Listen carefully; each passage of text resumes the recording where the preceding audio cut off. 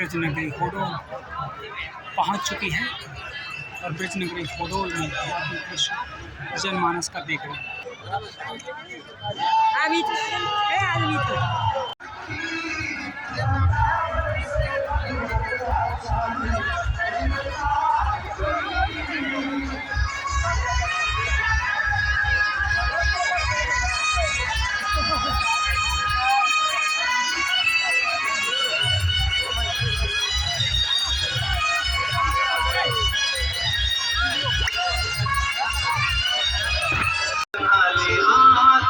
संभाले तो हमें कौन संभाले, कौन संभाले तो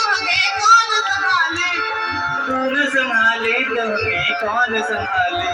और हमें भरोसा है भारत हिंदू राष्ट्र होगा, हिंदू एक होगा, यमुना मैया निर्मल होगी, ब्रज प्राचीन स्वरूप में रहेगा। बहुत प्रसन्नता की बात है, संस्कार टीवी चैनल के सीईओ मनोज त्यागी जी भी आए, कपिल लोहिया जी भी आए, हमारे लक्ष्मी नारायण जी भी है, श्री राकेश सिंह जी भी है, श्री माधव भैया भी है और सभी संगठन पूज्या बहन जी भी विराजमान है। अब हम बिना विलंब किए जॉनी का वो जय जय जय बजरंग बली किस किसने भजन सुना, पता है किसने गाया, किसने गाया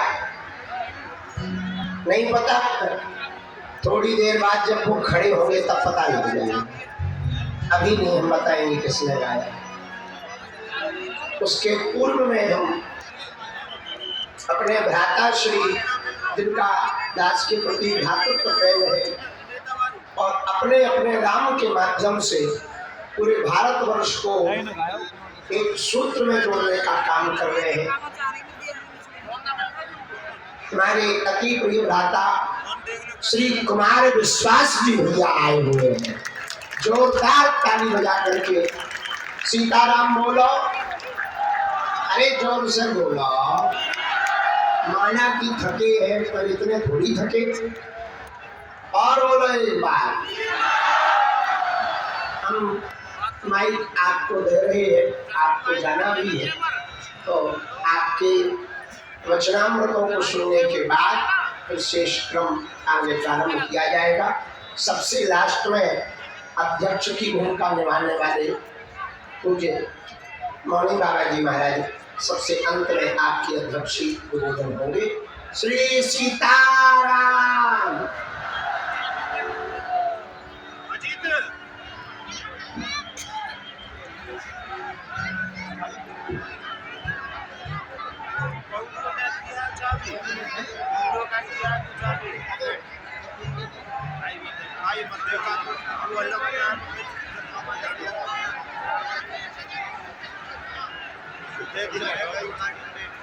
इधर से आ जाए।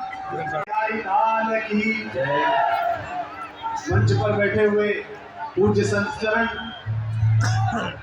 जिनके अभूतपूर्व साहस, संकल्प और साधना के प्रतिफल के स्वरूप यह जन ज्वार सम्मुख दिखाई दे रहा है, ऐसे मेरे परम प्रिय अनुज और बागेश्वर धाम उपाख्य से विभूषित इस युग के अत्यंत तपस्वी और मेधावी युवा शक्ति के प्रति भाई श्री वीरेंद्र शास्त्री जी महाराज, मंच पर राजनीति के वरिष्ठतम लोगों में चौधरी साहब, जिनकी शुचिता और ब्रज के प्रति जिनका समर्पण अपने आप में उल्लेखनीय है, और मेरे अत्यंत परम प्रिय अनुज, जिन्होंने विपरीत परिस्थितियों में भी अपने मनोबल को भारतीयता के साथ जोड़कर उसे सार्थक सिद्ध किया, ऐसे दिल्ली सरकार के मंत्री कपिल मिश्र यहाँ पर बैठे हैं। और विशेष रूप से जिस समुदाय से इस छोटे से दास को स्वीकृति और प्रसिद्धि किंचित प्राप्त हुई है, वे कवि समाज के समस्त अनुज यहाँ पर बैठे हैं। आज यहाँ कवि सम्मेलन भी है, एक बार इन कवियों के लिए आप दोनों हाथ उठाकर जोरदार तालियां बजाइए जो यहाँ पर आए हैं, क्योंकि जो कुछ भी हमारे संत चरण जिसकी व्याख्या कर रहे हैं वो सब कवियों का ही उपादेय है। चाहे पूज्य तुलसीदास जी महाराज पूज्यपाद की कृपा कटाक्ष लेकर हम सब राम कथा लेकर घूम रहे हैं, और चाहे सूरदास जी और अन्य कवियों के माध्यम से हम कृष्ण दर्शन लेकर घूम रहे हैं। मित्रों, जब इस यात्रा की संकल्पना बंधी तो हम लोगों के परिवार में विचार हुआ कि एक अकेले व्यक्ति को हजारों लाखों की भीड़ में आगे चलने के लिए कैसे छोड़ा जाए और उसको कैसे प्रारंभ किया जाए। और उसकी प्रेरणा जगी कि 5 तारीख को हम दोनों भाई यमुनोत्री गए, मां यमुना के निर्मल जल को देखा और आशीर्वाद लिया। इस यात्रा का संकल्प भारत को एक करना है, भारत की एकात्मकता के यज्ञ को संपूर्ण करना है। लेकिन यहाँ बैठे हुए लाखों लोग और जो करोड़ों लोग इसे टेलीविजन पर देख रहे हैं, संस्कार के माध्यम से और अन्य चैनल के माध्यम से, हमारे परम प्रिय मनोज जी यहाँ बैठे हैं जो इसको साकार कर रहे हैं। एक संकल्प और भी है, मंदिर अच्छे बने, वहां भगवान का विग्रह पूजन हो, दास्ता के चिन्ह समाप्त हो, हमारे धर्म स्थान सुरक्षित हो, यह सब तो ठीक है, आवश्यक है और इसके लिए राजनीति, समाज और धर्म संसद तीनों काम कर रहे हैं। लेकिन एक संकल्प ये भी है, ये हजारों वर्षों के आक्रमण के बाद ये संस्कृति और धर्म इसलिए बचा रहा कि लोगों को लगता था कि हमारे धर्म की मान्यता मंदिर में है, लोगों को लगता था कि हमारे धर्म की मान्यता विग्रह में है, लोगों को लगता था आक्रमणकारियों को कि हमारे धर्म की परिभाषा हमारी धर्म पुस्तकों में है। लेकिन वो ये भूल गए थे कि ये सनातन धर्म में आस्था रखने वाले लोग हैं, ये नदियों में, पहाड़ों में, प्रकृति में, आकाश में और पृथ्वी में भी ईश्वर का दर्शन करते हैं। इनके लिए हिमालय कोई पहाड़ नहीं है, आत्मा देवतात्मा है। इनके लिए गंगा किसी नदी की धारा नहीं है, यमुना किसी यमुनोत्री से निकला हुआ जल स्रोत नहीं है, बल्कि वे माँ है। हम दोनों ने जब यमुनोत्री माँ के जल को स्पर्श किया तो सबसे पहला दुख इस बात का हुआ कि माँ के अपराधी हम और आप हैं। आज यमुना का जल जो दिल्ली में दिखता है, आज यमुना का जल जो मथुरा में दिखता है और संगम में इलाहाबाद में प्रवेश करने से पहले दिखता है और जो यमुनोत्री में दिखता है, इसमें जमीन आसमान का अंतर है। इसको दूषित करने के लिए कोई विधर्मी नहीं आया, इसको दूषित करने के लिए कोई परदेसी नहीं आया, ये मैंने और आपने दूषित किया है। तो आज इस संकल्प यात्रा में एक संकल्प ये भी करिए कि माता यमुना जैसी यमुनोत्री से निकली थी, इसके द्वार पर बैठे हुए हम समस्त लोग ये संकल्प करें कि अपनी बड़ी बहन गंगा से जब वो गले मिलेंगी संगम में तो वो ऐसी ही पवित्र दिखाई देंगी जैसी यमुनोत्री में दिखाई देंगी। आपकी तालियों में शोर कम था, आपकी तालियां कम थी, आपका संकल्प छोटा था। वो हम ही लोग हैं जो इसे दूषित कर रहे हैं, वो हम ही लोग हैं जो इसकी जल के साथ समझौता कर रहे हैं। लेकिन जब ये यात्रा चली तो लगता था कि बिहार चुनावों के कारण नेपथ्य में चले जाएगा ये संकल्प, लेकिन चुनाव अपनी जगह चलते रहे और देश के बच्चे बच्चे की जबान पर हर दृष्टि पर इस यात्रा का संकल्प रहा। और आतंकवाद के अंधड़ ने जैसे भारत की सारी प्रगतियों को ललकारा है, ऐसे आपको भी ललकारा। कल जो घटना हुई, परसों जो घटना हुई, देश को तबाह करने के लिए, विचलित करने के लिए परदेशियों से मिले हुए हथियारों के सहारे भारत को दहलाने के लिए योजना दिखाई गई। लेकिन यहां इस मंच के माध्यम से अगर उनका कोई भी एजेंट इस भीड़ में सुनने के लिए आया हो तो मैं उसे बताना चाहता हूं कि अभी तो ये लाखों लोग चले हैं। अगर इस प्रकार की नीचता की हरकत आपने इस नए भारत के प्रति की तो एक युवा संत चलेगा और उसके पीछे करोड़ों भारतीय भारत में चलेंगे, कोई रोक नहीं पाएगा।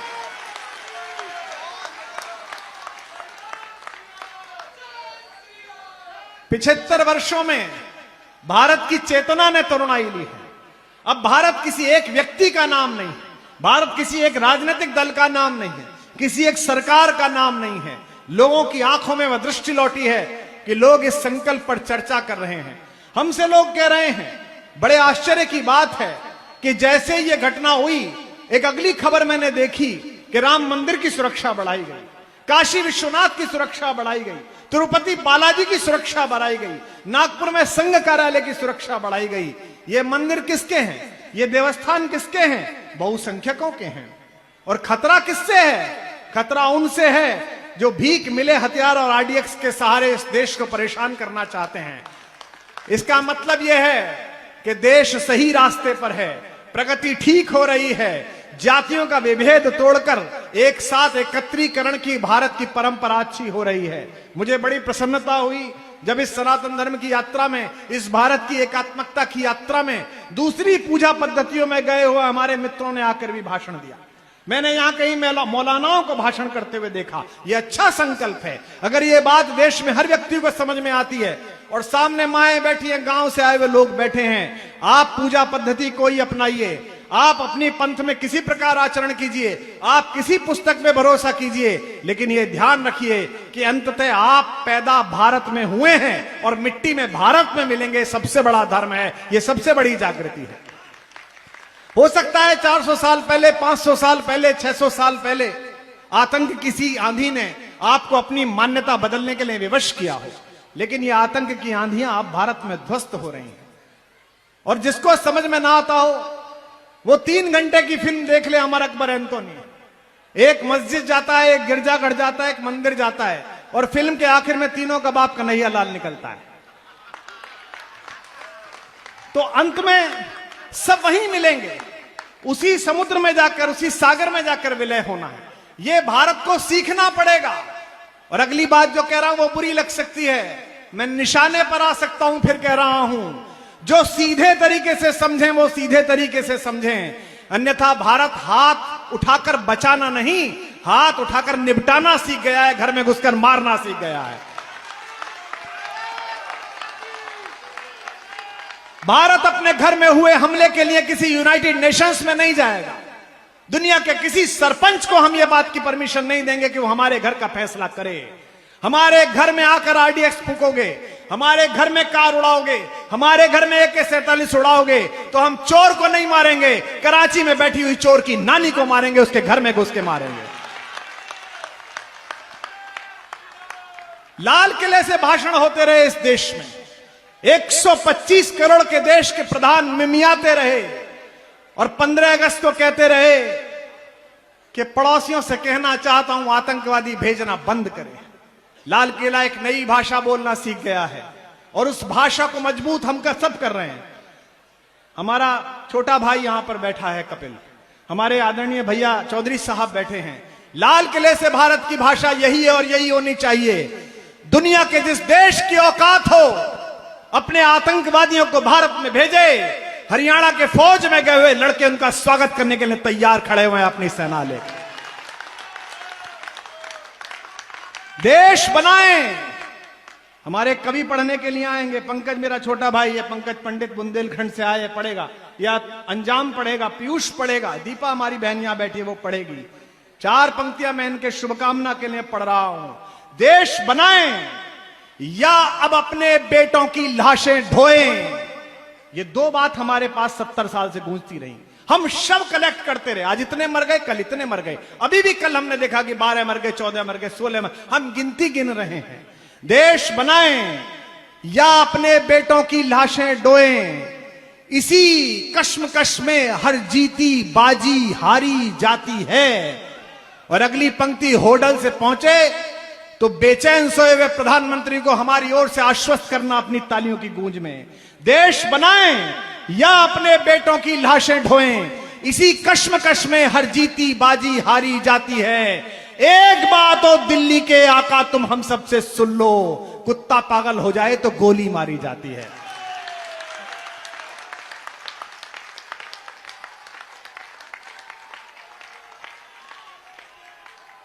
परसों विस्फोट हुआ, मैं कोई बात नहीं करता, मैं अपने छोटे भाई को कभी यह नहीं कहता कि तुम क्या कह रहे हो, तुम क्या बोल रहे हो। ठीक है, युवा है, उत्साह से भरा हुआ है।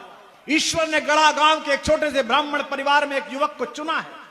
हमसे भी बुद्धिजीवी पूछते हैं कि आपका साथ क्यों है धीरेन्द्र कृष्ण शास्त्री के साथ, आपकी मैत्री क्यों है, आप इतना प्यार क्यों करते हैं। एक विधायक के दरबार में, एक कलेक्टर डीसी के दरबार में पहुंचकर अगर 100 लोग उड़ जा पाते हैं कि मेरा काम हो जाएगा, और बागेश्वर धाम में बैठे हुए एक 27 वर्ष के युवक के पास पहुंचकर अगर लाखों लोग दिन भर में सोचते हैं कि ईश्वर की कृपा हो गई, तो वो किसी डॉक्टर से बड़ा है, किसी वैज्ञानिक से बड़ा है, किसी साधु से बड़ा है। ये देश को समझना पड़ेगा। मेरी एक चिंता रहती है, पहली बात मैंने पूछी स्वास्थ्य कैसा है, दवा ली क्या, बुखार हो गया था। परसों विस्फोट हुआ, पहली चिंता यह हुई जो भी वरिष्ठ अधिकारी थे, जो भी वरिष्ठ नेता थे, उन्हें दिल्ली में फोन करके वो अपनी परेशानियों में थे। पहली बात ये कही कि वो अकेले जा रहे हैं, पीछे 50,000 आदमी चल रहा है, 1 लाख आदमी चल रहा है, सुरक्षा की बातें सोचिए। ये कब तक होगा? कि 150 करोड़ लोगों में 120 करोड़ लोग जिस धर्म पद्धति पर विश्वास करते हो उनके साधु चलें और देश इस बात पर चिंता करे कि सुरक्षित चल रहे हैं कि नहीं चल रहे हैं। एक अल्पसंख्यक बता दीजिए, किसी जाति का हो, जैन समाज के हमारे मित्र बता दीजिए, इस्लाम पर ईमान लाने वाले हमारे दोस्त बता दीजिए, चौराहे पर चलते और ये चिंता होती हो कि हमें कोई कुछ कह तो नहीं देगा। यही धर्म बचा है, यही लोग बचे हैं कि ये सड़क पर चलें और इनके परिजन, उनके मानने वाले इस बात की चिंता करें कि इन पर कोई हमला तो नहीं कर देगा, इस यात्रा को कोई विध्वंस तो नहीं कर देगा। तो आज यहां से संकल्प लीजिए कि 16 तारीख को जब ये पहली यात्रा पूर्ण काम होगी, क्योंकि मुझे पता है कि प्रकृति ने, नियति ने, मां सरस्वती ने और सनातन धर्म ने कुछ बड़े संकल्प और बड़े लक्ष्य भाई धीरेन्द्र कृष्ण शास्त्री के लिए रखे हैं, उसके लिए निकलेंगे। ईश्वर उनको वो स्वास्थ्य दे, वो चेतना दे। लेकिन 16 को जब ये पूर्ण काम होगी हमारे भगवान कृष्ण के दरबार में, तो यहां जितना जन ज्वार है इससे 100 गुने लोग मथुरा में होंगे, इससे अधिक जनता होगी। क्योंकि एक ही बात समझ लीजिए, जिस अयोध्या के लिए तुमने 30 साल संघर्ष किया था, समय अनुकूल है, 3 साल संघर्ष कर लो। जो अयोध्या में उत्सव मनाया था वो मथुरा में उत्सव मनाओगे, तय करके बताओ। इसलिए जितने लोग यहां सुनते हैं उन सबसे प्रार्थना, हमारे कवि मित्र मदन मोहन समर, उनकी पंक्तियां पढ़ रहा हूं। यह समय बहुत ही नाजुक है। यात्रा में केवल चलो मत झंडे लेकर, आसपास दृष्टि रखो, लोगों को चेक करते रहो। कुछ भी गलत काम हो तो अपने अधिकारियों को बताओ, पुलिस कर्मियों को बताओ। मैं हरियाणा पुलिस का, प्रशासन का विशेष रूप से आभार व्यक्त करता हूं, जिन्होंने जनता की इस भावना को समकर अभूतपूर्व व्यवस्थाएं की हैं इस यात्रा के लिए। मैं उनका भी बहुत आभार व्यक्त करता हूं। अपने प्रिय मित्र और भाई नायब सिंह सैनी जो मुख्यमंत्री हैं, उन्हें शुभकामना देता हूं कि उन्होंने बड़ा प्रयास किया, क्योंकि यह समय बहुत ही नाजुक है। दिल्ली सुने और मैं अपनी बात को विराम करूं तो इतनी तालियां हो कि हमारे कवियों के लिए अनुकूल समय बने। यह समय बहुत ही नाजुक है, हम पर हमले दर हमले हैं। और आप निश्चिंत रहना, होते भी नहीं हो, हम ही चिंता करते हैं तो चिंता ही नहीं करते हैं खुद की। अब इन्हें किसी संकल्प में बांधना पड़ेगा। बहुत सारे संकल्प लिए, लेकिन एक संकल्प ऐसा भी तो हो कि इतने लोग साधना में चलते हैं, कुछ बारात में भी तो चले भाई। हैं? उस दिन परिवार में भोजन करते हुए हमारी पत्नी से कहा कि भाभी जैसी आप हो ऐसी ला दो। तो भाभी ने कहा ला तो दूंगी, लेकिन जितने दिन ये घर में रहते उतने दिन घर में रहना पड़ेगा। तो महाराज जी ने कहा भाभी फिर मेरी ना रुके। ये समय बहुत ही नाजुक है। पीछे तक के लोग दोनों हाथ उठाकर इस बार हुंकार भरेंगे। यह समय बहुत ही नाजुक है, हम पर हमले दर हमले हैं। दुश्मन की चिंता यही है, हम हर हमले पर संभले हैं।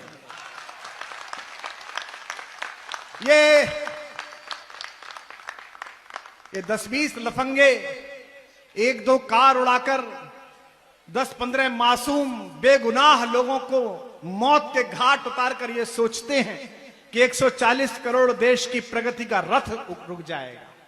मैं जानता हूं ये सरहद पार से शह है, इनके दिमाग में भी कीड़ा है। और वो जो एक दूर बैठा है भूरे बालों वाला फूफा डोनाल्ड ट्रंप, उसकी भी है। पर ये हरियाणा वाले हैं, ये फूफाओं की चूड़ी टाइट करना जानते हैं, इनको बहुत अभ्यास है इस बात का। ये सब कितना भी जोर लगा लें, ये प्रगति का रथ रुकने वाला नहीं है। चुनाव होंगे, आएंगे जाएंगे, सरकारें हारेंगी, हमारा कोई रुचि नहीं है इनकी सरकार जीते कि हारे, हमें कोई मतलब नहीं। ये हारे भी हैं, जीते भी हैं, हारेंगे जीतेंगे। हमें एक बात का मतलब है कि आज से 1000 साल पहले भारत माता के जिस स्वर्ण सिंहासन को कुछ लोगों ने बाहर से आकर तोड़कर हमारी मां के आंचल का टुकड़ा फाड़ा था, इसी भगवे के नीचे, इसी तिरंगे के नीचे, इन 3 रंगों के नीचे, इस सिंधु नदी के आर पार जहां तक कंधार की सीमाएं जाती हैं, तिरंगा फहराएगा और इसी शताब्दी में फहराएगा, यह विश्वास है। आप सबकी ये पराक्रमी चेतना, आप सबका ये उल्लास समाज के प्रति, संस्कृति के प्रति, धर्म के प्रति और विशेष रूप से देश के प्रति आपकी ये चेतना प्रांजल रहे, प्रकट रहे, जागृत रहे, सत्य को सत्य कहने का साहस आपके अंदर आता रहे। इन शुभ संकल्पों के साथ मंच पर जितने पूज्यपाद चरण यहां विराजमान हैं, जो संत समाज विराजमान है, गोस्वामी जी कहते हैं कि संतों का दर्शन हो जाए तो ऐसा लगता है जैसे चलते फिरते किसी प्रयाग के दर्शन हो गए हों। मेरा सौभाग्य है कि आज हमारे शास्त्री जी के माध्यम से आप सब दिव्य संतों के दर्शन हुए। आपका भी सौभाग्य है कि इस मंडी में जहां व्यापार होता है वहां प्यार के प्रसारण के लिए सारे संत यहां पर इकट्ठे हुए हैं। मैं आप सबको सादर प्रणाम करते हुए इस संकल्प के साथ आमंत्रित करता हूं कि 16 तक साथ चलिए और 16 को मथुरा में वो वातावरण पैदा कीजिए कि वहां के पत्थरों में ये चेतना पैदा हो जाए। मेरा संकेत समझिए और संकेत समझकर विदा करिए। मथुरा में इतनी अधिक जनता हो, इतना जय घोष हो कि बाहर से लाए हुए कुछ पत्थर जो वहां जमा दिए गए हैं उन पत्थरों की छाती दरक जाए और उसी दिन आजादी मिल जाए, उसी दिन आनंद मिल जाए।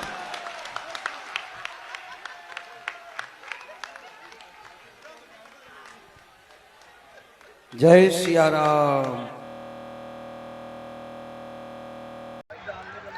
नामों का उद्घोष करके और श्री राम की प्रारंभ करेंगे। हम सबके मध्य में आज की संत सभा की अध्यक्षता कर रहे परम पूज्य महंत श्री माधवदास जी मौनी महाराज, राष्ट्रीय अध्यक्ष अखिल भारतीय पंच दिगंबर अखाड़ा। हम सबके मध्य में स्वामी श्री अवधेश विपन्नाचार्य जी महाराज विराजमान हैं। पंडित बाबा महाराज विराजमान हैं। स्वामी शिवाचार्य जी महाराज हम सबके मध्य में विराजमान हैं। रण्यमय गोस्वामी जी जो कि बंगाल से पधारे हैं वह भी विराजमान हैं। अभी अभी जिनकी वाणी सुनी डॉक्टर कुमार विश्वास जी हम सबके मध्य में विराजमान हैं। माधव चतुर्वेदी जी भक्ति मंदिर से पधारे हम सबके मध्य में विराजमान हैं।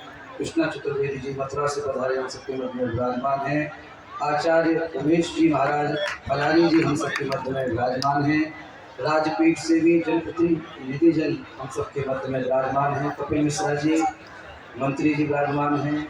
मनोज त्यागी जी संस्कार सीईओ हम सबके मध्य में विराजमान हैं। मध्य प्रदेश से पधारे राकेश सिंह जी मंत्री हम सबके मध्य में विराजमान हैं। श्रीमान सीताराम बाथम जी हम सबके मध्य में विराजमान हैं। लक्ष्मी नारायण चौधरी जी हम सबके मध्य में विराजमान हैं। इसी श्रृंखला में छत्तीसगढ़ से पधारे पूज्य बालन दास जी महाराज हम सबके मध्य में विराजमान हैं। पूज्य सतानंद जी महाराज हम सबके मध्य में विराजमान हैं। महामंडलेश्वर स्वामी श्री राजेश्वरानंद जी महाराज हम सबके मध्य में विराजमान हैं।